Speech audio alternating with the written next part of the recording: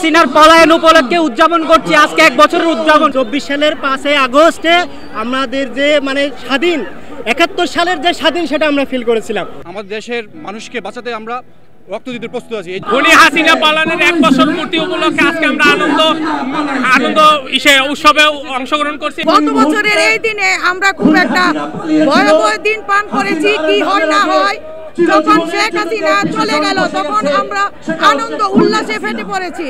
ওই দিনটা উদযাপন করার জন্য আজ আমরা এখানে একত্রিত হয়েছি। আমরা যে আশা, যে স্বপ্ন নিয়ে সামনের দিকে এগোচ্ছি তা যেন বাস্তবায়ন হয়, দেশ যেন সুন্দর হয়, তাই সেই কামনা করতেছি। খুনি হাসিনা পালানোর 1 বছর পূর্তি উপলক্ষে আজকে আমরা আনন্দ উৎসবে অংশগ্রহণ করছি এবং আনন্দ উৎসব পালন করছি। 1 বছর খুনি হাসিনার যেন আগামী বছরের মধ্যে ফিরে এনে ফাঁসি কার্যকর করতে পারি। হাসিনার পলায়ন উপলক্ষে উদযাপন করছি আজকে 1 বছরের উদযাপন, কিন্তু আমরা হতাশ, কেননা অন্তর্বর্তী সরকার আমাদের 1 বছরের মধ্যে পর্যাপ্ত বিচার কাজ সম্পন্ন করতে পারে না। আমি আশা করি বিজয়ের মাধ্যমে অন্তর্বর্তীকালীন সরকার পূর্ণাঙ্গ বিচার ব্যবস্থা সম্পন্ন করবেন এবং আমাদের যারা জুলাই শহীদ এবং আহত হয়েছেন তাদের বিচার সুন্দরভাবে সম্পন্ন করবে এবং তাদের আখেরি আত্মার মাগফিরাত কামনা করবেন। গত বছরের দিনে আমরা যখন ঢাকা ইউনিভার্সিটির দিকে ছিলাম তখন শুধু চারদিকে হত্যাকাণ্ড মানে একের উপর লাশ, শুধু ঢাকা মেডিকেল নিয়ে যাচ্ছিলাম।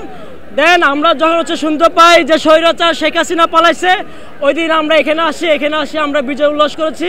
তার তুলনায় আজকেও আমরা বিজয় উল্লাস করতে আসছি এখানে আমরা। বসুন্ধরা টিস্যু, অশুদ্ধতার বিরুদ্ধে এক বিন্দুও ছাড় নয়। গত বছর আমি ছিলাম কেরানীগঞ্জ কারাগারে, এখন পর্যন্ত কারাগারে ছিলাম। আগস্টের 7 তারিখে মুক্তি পাই। আমরা বিকাল 5টার সময় যারা কারাবন্দী ছিলাম, বিকাল 5টার সময় একজন জেলার থেকে আমরা জানতে পারি শেখ হাসিনা পালাইছে। তখন আমি 2 ঘন্টা অনবরত কান্না করি। পরে পুরা জেলখানাতে যত আসামি ছিল সবাই ব্যারিকেড ভেঙে, মেন গেট ভেঙে আমাদের বিজয় উল্লাস করতে থাকে। এক পর্যায়ে এসে সেনাবাহিনী আমাদেরকে কন্ট্রোল করে। আসলে 5 তারিখে 2024 সালের 5 আগস্টে আমাদের যে স্বাধীন 71 সালের যে স্বাধীন সেটা আমরা ফিল করেছিলাম। গত বছর এই দিনে আমি ছিলাম যাত্রাবাড়িতে। ওই ঘটনা আসলে বলার মতো নয়, তবে আমি ওই দিন এখানে আসতে পারি নাই। আমার সৌভাগ্য হয়নি আসার, কারণ আমার পাশে যে বন্ধু ছিল গুলি খেয়ে সে আহত হয়। আজকে আমি এই জন্য সবার আগে এখানে এসে উপস্থিত হয়েছি।